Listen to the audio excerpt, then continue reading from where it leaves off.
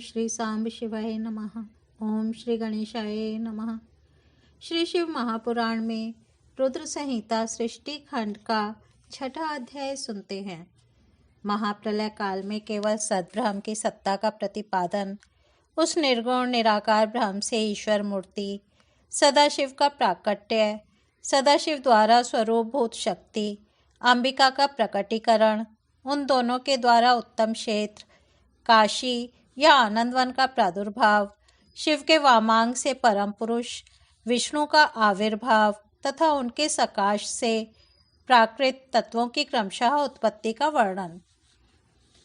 ब्रह्मा जी बोले, हे ब्रह्मन, हे देव शिरोमणि, आप सदा समस्त जगत के उपकार में ही लगे रहते हैं।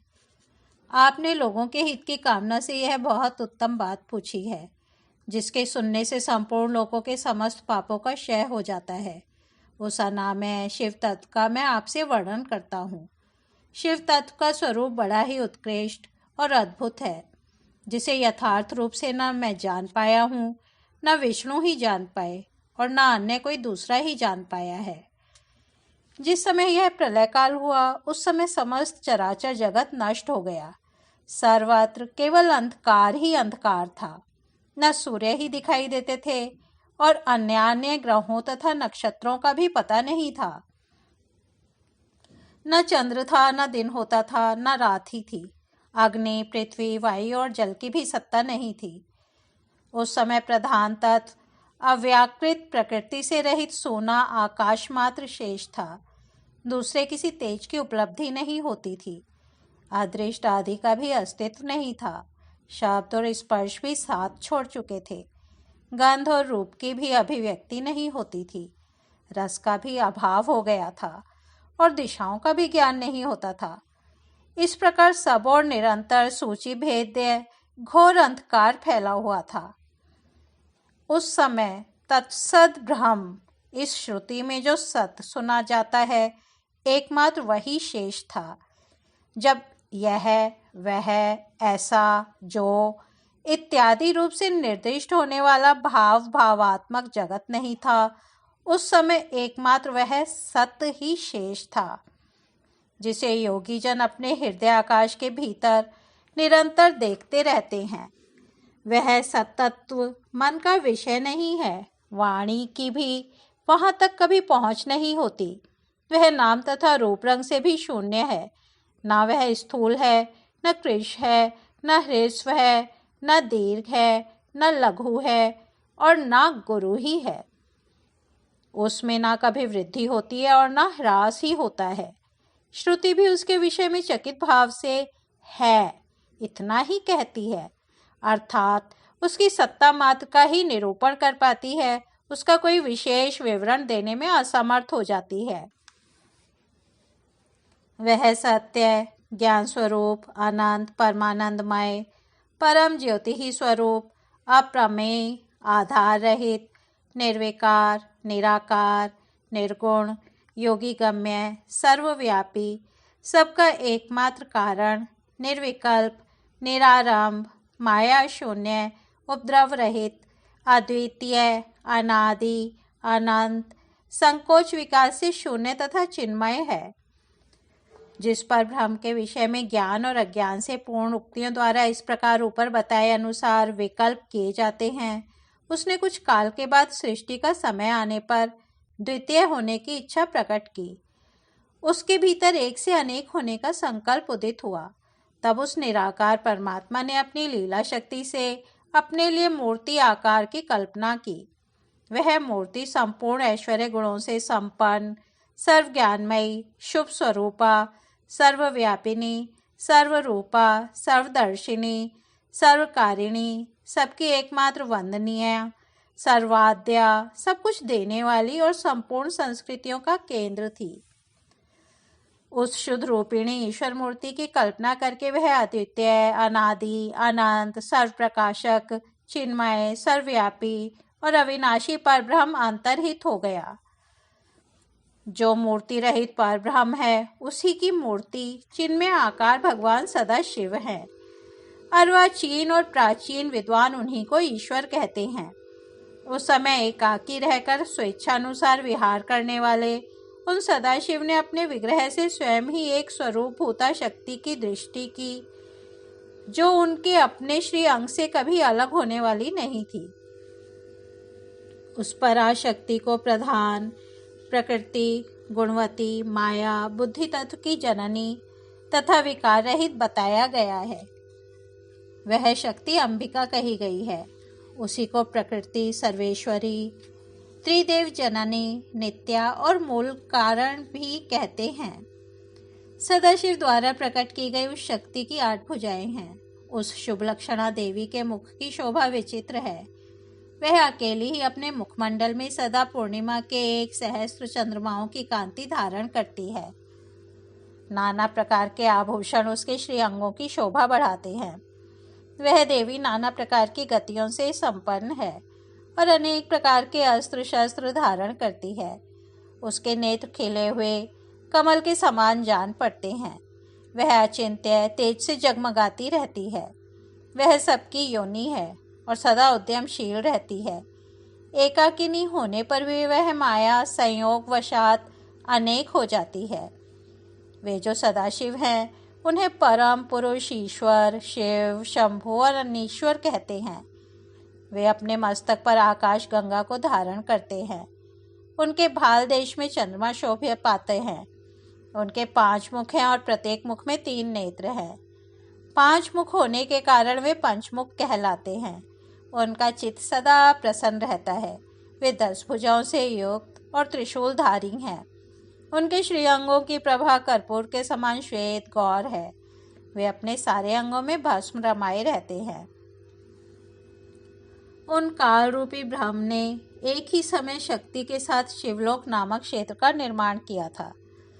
वह उत्तम क्षेत्र को काशी कहते हैं। वह परम निर्वाण का मोक्ष स्थान है जो सबके ऊपर विराजमान है। ये प्रिया, प्रियतम रूप शक्ति और शिव जो परमानंद स्वरूप हैं, उस मनोरम क्षेत्र में नित्य निवास करते हैं।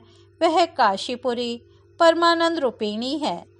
हे मुने, शिव और शिवा ने प्रलय काल में भी कभी उस क्षेत्र को अपने सानिध्य से मुक्त नहीं किया है। इसलिए विद्वान पुरुष उसे अविमुक्त क्षेत्र भी कहते हैं।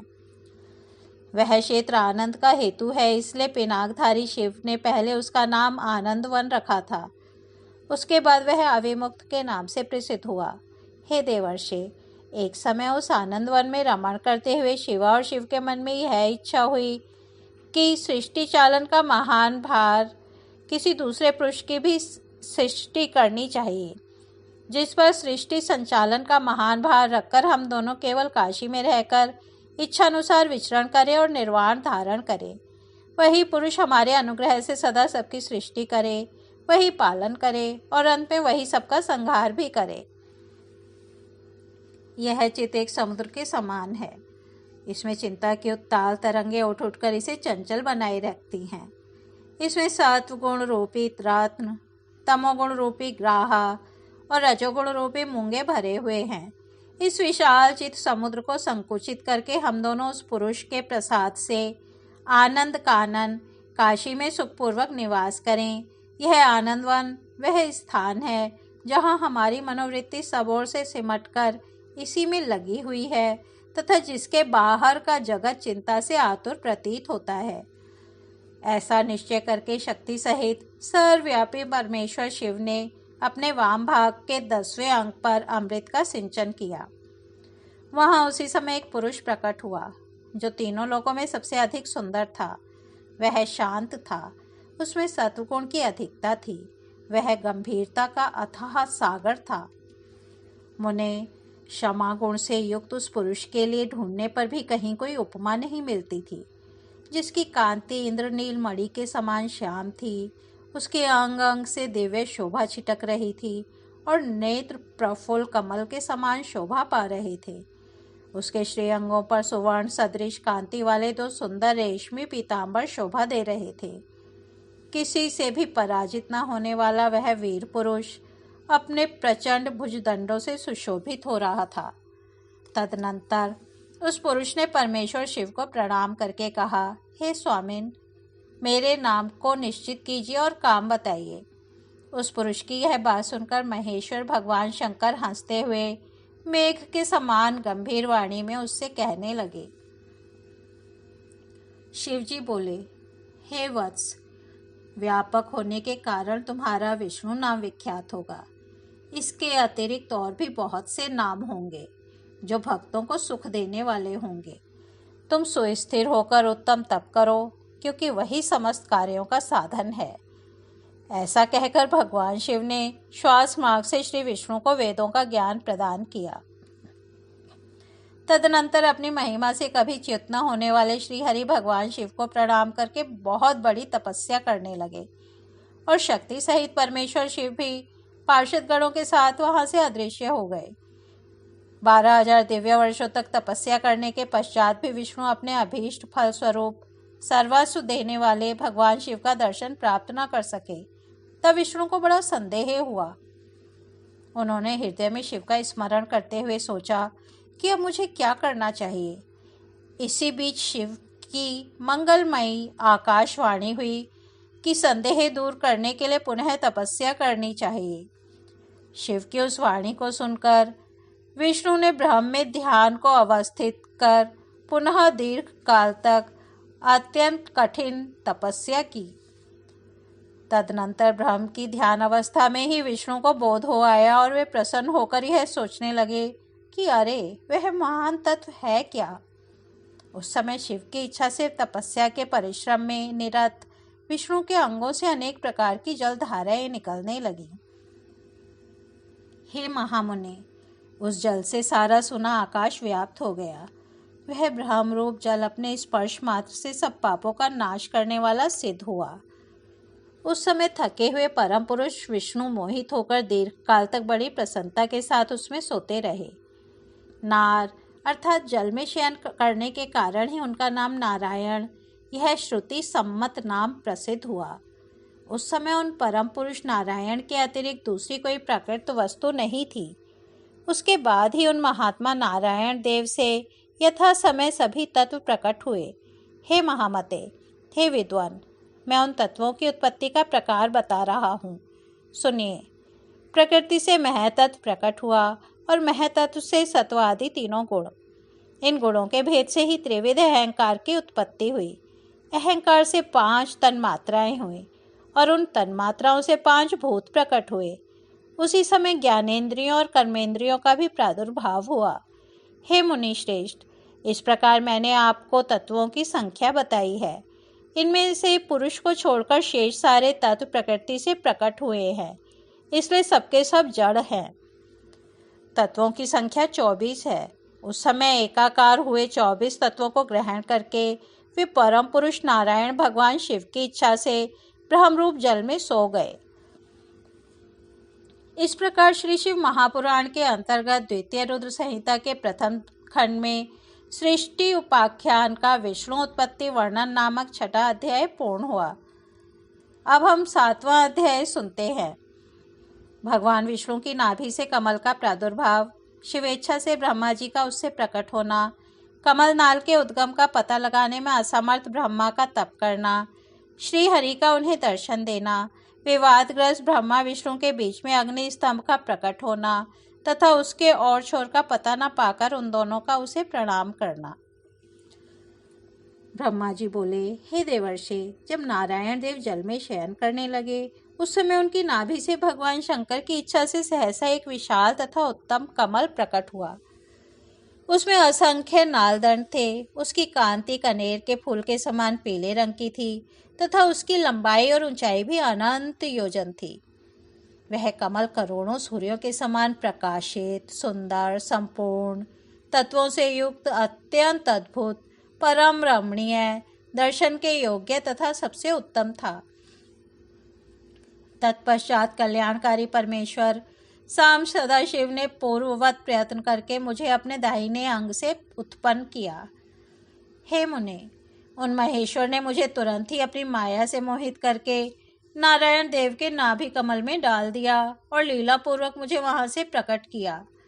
इस प्रकार उस कमल से पुत्र के रूप में मुझ हिरण्यगर्भ का जन्म हुआ। मेरे 4 मुख हुए और शरीर की कांति लाल हुई। मेरे मस्तक त्रिपुंड की रेखा से अंकित थे। हे तात, भगवान शिव की माया से मोहित होने के कारण मेरी ज्ञान शक्ति इतनी दुर्बल हो रही थी कि मैंने उस कमल के अतिरिक्त दूसरे किसी को अपने शरीर का जनक या पिता नहीं जाना। मैं कौन हूँ, कहाँ से आया हूँ, मेरा कार्य क्या है, मैं किसका पुत्र होकर उत्पन्न हुआ हूँ और किसने इस समय मेरा निर्माण किया है। इस प्रकार संशय में पड़े हुए मेरे मन में यह विचार उत्पन्न हुआ, मैं किस लिए मोह में पड़ा हुआ हूँ। जिसने मुझे उत्पन्न किया है उसका पता लगाना तो बहुत सरल है। इस कमल पुष्प का जो पत्र युक्त नाल है उसका उद्गम स्थान इस जल के भीतर नीचे की ओर है। जिसने मुझे उत्पन्न किया है वह पुरुष भी वही होगा, इसमें संशय नहीं है। ऐसा निश्चय करके मैंने अपने को कमल से नीचे उतारा। हे मुने, उस कमल की एक एक नाल में गया और सैकड़ों वर्षों तक वहां भ्रमण करता रहा। कहीं भी उस कमल के उद्गम का उत्तम स्थान मुझे नहीं मिला। तब पुनः संशय में पड़कर मैं उस कमल पुष्प पर जाने के लिए उत्सुक हुआ और हे मुने, नाल के मार्ग से उस कमल पर चढ़ने लगा।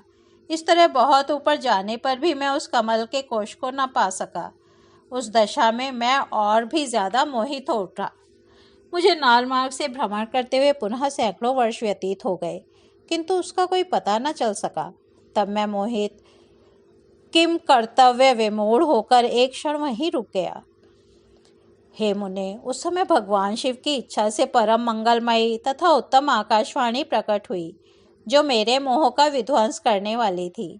उस वाणी ने कहा, तप करो।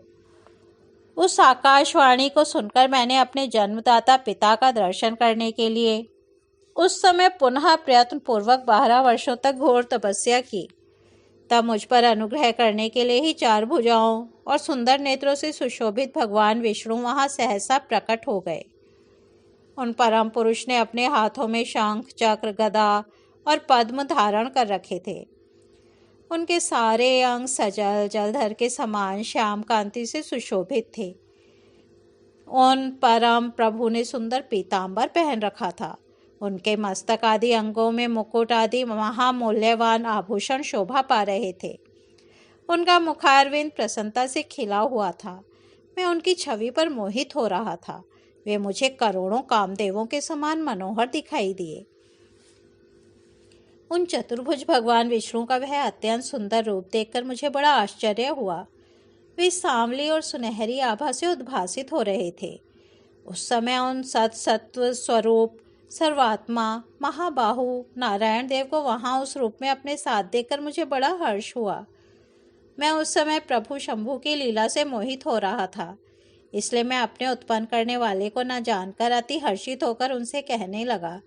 ब्रह्मा जी बोले, मैंने उन सनातन पुरुष को हाथ से उठाकर कहा कि आप कौन हैं। उस समय हाथ के तीव्र तथा सुदृढ़ प्रहार से क्षण मात्र में ही वे जितेंद्रिय जाग करके शैया से उठकर बैठ गए। तदनंतर अविकल रूप से निद्रा रहित होकर उन राजीव लोचन भगवान विष्णु ने मुझको वहां पर अवस्थित देखा और हंसते हुए बार बार मधुर वाणी में कहने लगे। विष्णु जी बोले, हे वत्स, आपका स्वागत है। हे महाद्युतिमान पितामह, आपका स्वागत है। निर्भय होकर रहिए, मैं आपकी सभी कामनाओं को पूर्ण करूंगा, इसमें संदेह नहीं है। हे देवर्षि, उनके मंद हास्ययुक्त उस वचन को सुनकर रजोगुण के कारण शत्रुता मान बैठा देव श्रेष्ठ मैं उन जनार्दन भगवान विष्णु से कहने लगा। ब्रह्मा जी बोले, हे निष्पाप समझ संहार के कारणभूत, मुझे आप हंसते हुए जो हे वत्स कह रहे हैं, वह तो वैसे ही लग रहा है जैसे कोई गुरु अपने शिष्य को हे वत्स कह रहा हो। मैं ही संसार का साक्षात्कर्ता, प्रकृति का प्रवर्तक, सनातन अजन्मा विष्णु ब्रह्मा, विष्णु को उत्पन्न करने वाला विश्वात्मा, विधाता, धाता और पुंडरीकाक्ष हूँ। आप अज्ञानवश मुझे हे वत्स ऐसा क्यों कह रहे हैं? इसका कारण शीघ्र बताइए। नियमतः वेद भी मुझे स्वयंभू, अज, विभु, पितामह, स्वराज, सर्वोत्तम और परमेष्ठी कहते हैं। मेरे इस वचन को सुनकर लक्ष्मीपति भगवान हरि क्रुद्ध हो उठे और कहने लगे कि मैं जानता हूँ संसार आपको जगत का कर्ता मानता है। विष्णु जी बोले, आप संसार की सृष्टि करने और पालन करने के लिए मुझ अवयव के अंग से अवतीर्ण हुए हैं। फिर भी आप मुझ जगन्नाथ, नारायण पुरुष, परमात्मा, निर्विकार, पुरुहूत, पुरुषतुत, विष्णु, अच्युत, ईशान, संसार के उत्पत्ति स्थान रूप, नारायण, महाबाहु और सर्वव्यापक को भूल गए हैं। मेरे ही नाभि कमल से आप उत्पन्न हुए हैं, इसमें संदेह नहीं है। इस विषय में मैं आपका अपराध भी नहीं है और आपके ऊपर तो मेरी माया है। हे चतुर्मुख, सुनिए, यह सत्य है कि मैं ही सभी देवों का ईश्वर हूँ। मैं ही कर्ता, हर्ता और भर्ता हूँ।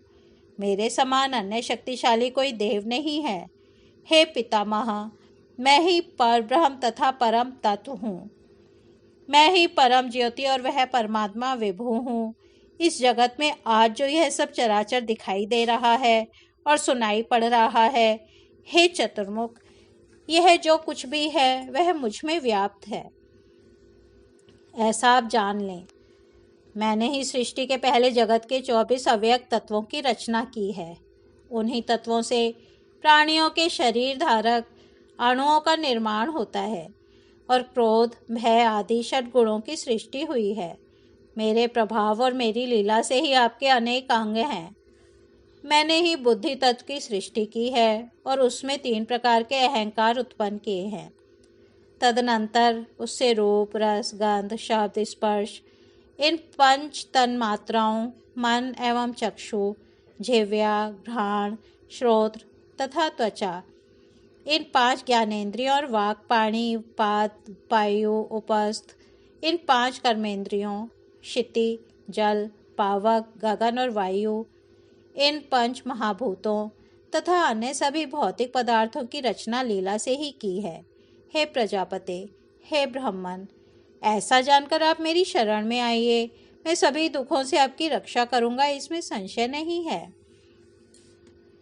ब्रह्मा जी बोले, विष्णु का यह वचन सुनकर मुझ ब्रह्मा को क्रोध आ गया और माया के वशीभूत हुआ मैं उनको डांटते हुए पूछने लगा कि आप कौन हैं और किस लिए इतना अधिक निरर्थक बोल रहे हैं। आप न ईश्वर हैं, न परब्रह्म हैं, आपका कोई कर्ता अवश्य है। महाप्रभु शंकर की माया से विमोहित मैं उन भगवान विष्णु के साथ भयंकर युद्ध करने लगा।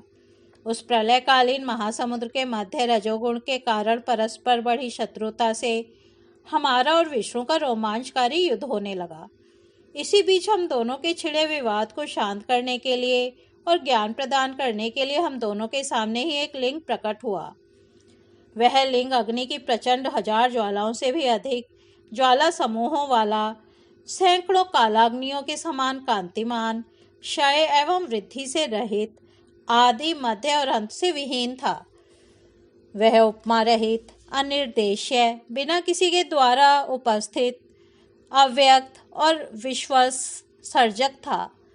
उस लिंग की सहस्र ज्वालाओं के समूह को देखने मात्र से ही भगवान विष्णु मोहित हो उठे। शिव की माया से मोहित मुझसे वे कहने लगे कि इस समय मुझसे तुम इतनी स्पर्धा क्यों कर रहे हो। हम दोनों के मध्य तो एक तीसरा भी आ गया है, इसलिए युद्ध रोक दिया जाए। हम दोनों इस अग्नि से उत्पन्न लिंग की परीक्षा करें कि यह कहाँ से प्रकट हुआ है। मैं इस अनुपम अग्नि स्तंभ के नीचे जाऊंगा और हे प्रजानाथ, आप इसकी परीक्षा करने के लिए वायु वेग से प्रयत्नपूर्वक शीघ्र ऊपर की ओर जाएं। ब्रह्मा जी बोले। तब ऐसा कहकर विश्वात्मा भगवान विष्णु ने वाराह का रूप धारण किया और हे मुने, मैंने भी शीघ्र हंस का रूप बना लिया। उसी समय जो लोग मुझे हंस हंस और विराट ऐसा कहने लगे, जो हंस हंस यह कहकर मेरे नाम का जप करता है वह हंस स्वरूप ही हो जाता है। अत्यंत श्वेत अग्नि के समान, चारों ओर से पंखों से युक्त, मन तथा वायु के वेग वाला होकर मैं ऊपर की ओर लिंग का पता लगाते हुए चला गया। उसी समय विश्वात्मा नारायण ने भी अत्यंत श्वेत स्वरूप धारण किया।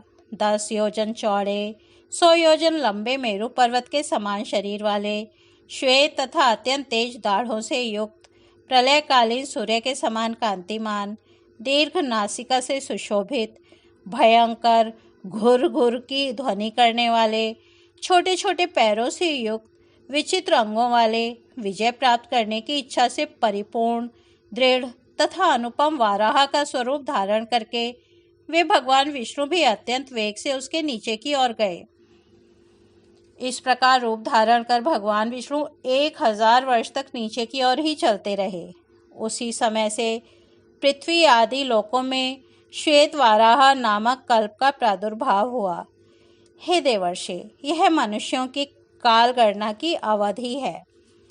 इधर अत्यंत तीव्र गति से नीचे की ओर से जाते हुए महातेजस्वी विष्णु बहुत प्रकार से भ्रमण करते रहे, किंतु महावाराह रूपधारी विष्णु उस ज्योतिर्लिंग के मूल का अल्प भाग भी न देख सके। हे अरिसूदन, तब तक मैं भी उस ज्योतिर्लिंग के अंत का पता लगाने के लिए वेग से ऊपर की ओर जाता रहा। यत्नपूर्वक उस ज्योतिर्लिंग के अंत को जानने का इच्छुक मैं अत्यंत परिश्रम के कारण थक गया और उसका अंत बिना देखे ही थोड़े समय में नीचे की ओर लौट पड़ा। उसी प्रकार सर्वदेव स्वरूप महाकाय कमल लोचन भगवान विष्णु भी थकान के कारण ज्योतिर्लिंग का अंत देखे बिना ही ऊपर निकल आए। शिव की माया से विमोहित विष्णु आकर मेरे साथ ही भगवान शिव को बार बार प्रणाम करके व्याकुल चित्त से वहां खड़े रहे। पृष्ठ प्रदेश की ओर से, पार्श्व की ओर से और आगे की ओर से परमेश्वर शिव को मेरे साथ ही प्रणाम करके विष्णु भी सोचने लगे कि यह क्या है। वह रूप तो अनिर्देश्य, नाम तथा कर्म से रहित, अलिंग होते हुए भी लिंगता को प्राप्त और ध्यान मार्ग से अगम्य था। तदनंतर अपने मन को शांत करके मैं और विष्णु दोनों शिव को बार बार प्रणाम कर कहने लगे, हे महाप्रभु, हम आपके स्वरूप को नहीं जानते। आप जो भी हैं वही हैं। आपको हमारा नमस्कार है। हे महेशान, आप शीघ्र ही हमें अपने स्वरूप का दर्शन कराएं। हे मुनि श्रेष्ठ, इस प्रकार अहंकार से आविष्ट हुए हम दोनों को वहां नमस्कार करते हुए सैकड़ों वर्ष बीत गए। इस प्रकार श्री शिव महापुराण के अंतर्गत द्वितीय रुद्र संहिता के प्रथम खंड में सृष्टि उपाख्यान का विष्णु ब्रह्मा विवाद वर्णन नामक 7वां अध्याय पूर्ण हुआ। कल हम 8वां अध्याय सुनेंगे। तब तक यहीं विराम देते हैं। ओम नमः शिवाय।